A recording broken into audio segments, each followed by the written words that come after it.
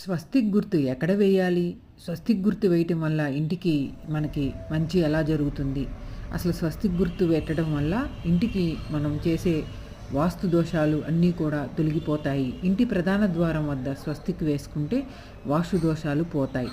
ఇంటి తలుపు మీద స్వస్తిక్ గుర్తు ఉంటే లక్ష్మీ యాగం సిద్ధిస్తుంది. ఇంటి ప్రాంగణం మధ్యలో స్వస్తిక్ గుర్తు వేసుకుంటే ఐశ్వర్యం, కీర్తి లభిస్తాయి. ఖజానాపై ఎర్రటి స్వస్తిక్ గుర్తు వేసుకుంటే వ్యాపార అభివృద్ధి కలుగుతుంది.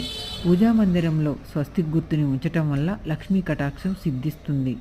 వంటింట్లో గ్యాస్ స్టవ్కు వెనుక ఉన్న గోడకు తప్పకుండా పసుపుతో స్వస్తిక్ గుర్తుని ఉంచి 5 కుంకుమ బొట్లు పెట్టి స్వస్తిక్కి అటు ఇటు 2 చొప్పున మొత్తం 4 నిలువు గీతలు వేసి కుంకుమ బొట్టు పెట్టాలి. ఇలా ఉంచటం వల్ల చాలా శుభప్రదం, ఇంటికి చాలా మంచిది. ఇంట్లో నెగిటివ్ పై పాజిటివ్ అనేది వస్తుంది.